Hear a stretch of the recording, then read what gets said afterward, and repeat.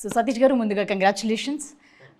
శతమానం భవతి లాంటి block buster హిట్ని మా అందరికీ ఈ రోజు కూడా ఒక ఫ్యామిలీ ఎంటర్టైనర్, అందరూ కూర్చొని ఫ్యామిలీ చూడాలి అని అనే సినిమా అంటే ఫస్ట్ ఆప్షన్గా శతమానం భవతి ఉంటుంది.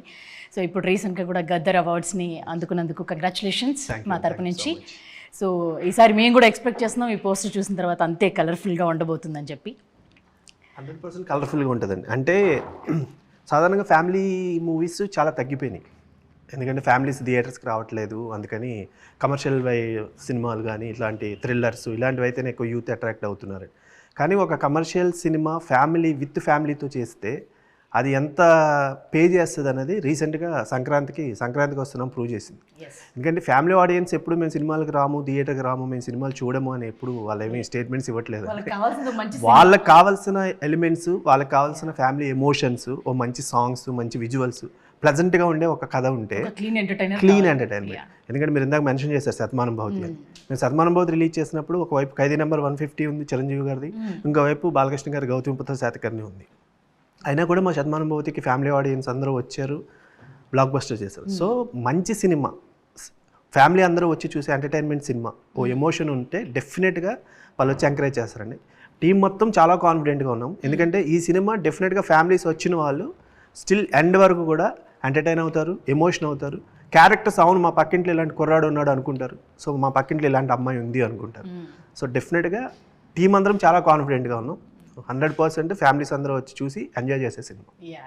సో రావు రమేష్ గారు మిమ్మల్ని పలకరించడం కూడా మాకు చాలా హ్యాపీ. చాలా తక్కువగా ఇంటర్వ్యూస్ కనిపిస్తుంటారు, దాంట్లో నేను కూడా పార్ట్ అవ్వడం, మీతో మాట్లాడడం చాలా సంతోషం. సార్ మీ దగ్గర నుంచి ఇట్లాంటివి సీతమ్మ వాకిట్లో ఇట్లా ఫ్యామిలీ ఎంటర్టైనర్స్ చాలా చూసాం. సో మరి ఇది ఎట్లా డిఫరెంట్గా ఉంటుంది? మీరు అన్నట్టు ఆ టైప్లో కొన్ని రోజులుగా అలాంటి డైలాగ్స్ తోటి అలాంటి క్యారెక్టరైజేషన్స్ లేవు. వేగేశ్న సతీష్ గారు ఈ సినిమాలో రాసిన డైలాగ్స్ ఆస్వాదించి చెప్పారంటే ఎంత వాచిపోయినట్టు అయిపోయింది నాకైతే. ఎంత మిస్ అయిపోతున్నాం, ఇలాంటి డైలాగ్స్ లేవు ఇప్పుడు. ఇందాక ఆయన చెప్పినట్టు సినిమా మారుతుంది, అలాంటి అద్భుతమైన డైలాగ్స్ డెప్త్ ఉన్నవి చాలా ఎంటర్టైనింగ్గా రాశారు.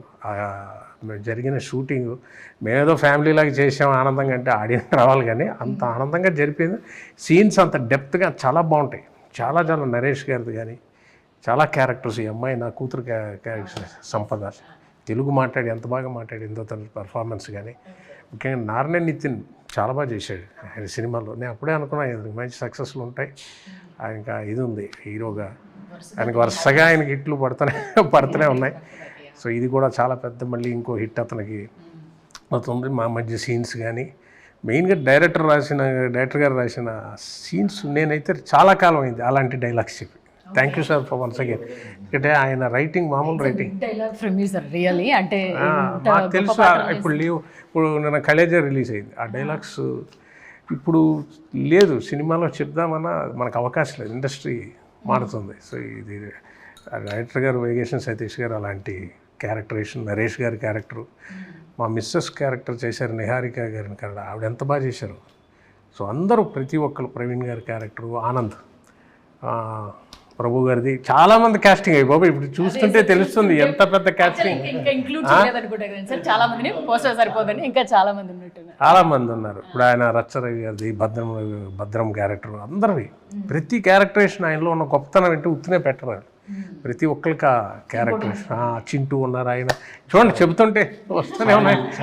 సరయు ఆడ మా ఆనంద్ ఉన్నారు, ఆనంద్కి ఆయన సరయుకి ఉన్న క్యారెక్టరేషన్ అందరిది కొత్తగా ఉంటుంది. ఎప్పటి నుంచి డైలాగ్స్ అంటున్నారు, బాగా నచ్చింది, చాలా రోజుల తర్వాత కూడా చేస్తున్నారు. బాగా నచ్చిందంటే ప్రతి సీన్లో చాలా ఉన్నాయండి. సీనియారిటీ చూసేది సీనియారిటీ అంటే కపిల్ దేవ్ సీనియర్ కదా అని ఇప్పుడు క్రికెట్ టీంలో ఆడించలేం కదా. Fact and humour also satirical గా ఉంటాయి, సమయానికి సందర్భానికి అద్భుతంగా పెళ్తుంది. అలాగే అమ్మాయి గురించి, పెళ్లి గురించి వైఫ్ అడుగుతుంది, ఏమంటే పెళ్లి చేసాడు అంటే చిదానా పెళ్లి అయిపోయిన అమ్మాయి కళ్ళ ముందు ఉంటుంది కదా అంటే సమస్యను కళ్ళ ముందు ఉంచుకోవడమే. చాలా డెప్త్తో జీవితంతో ఉంటూనే సటైరికల్గా. అసలు ఇదేని కాదండి, దీన్ని మించిపోయినవి చాలా ఉన్నాయి. అంటే ఎక్కువ చెప్పాను అది నాకు ఇప్పుడు. For more videos like this, subscribe Big TV channel.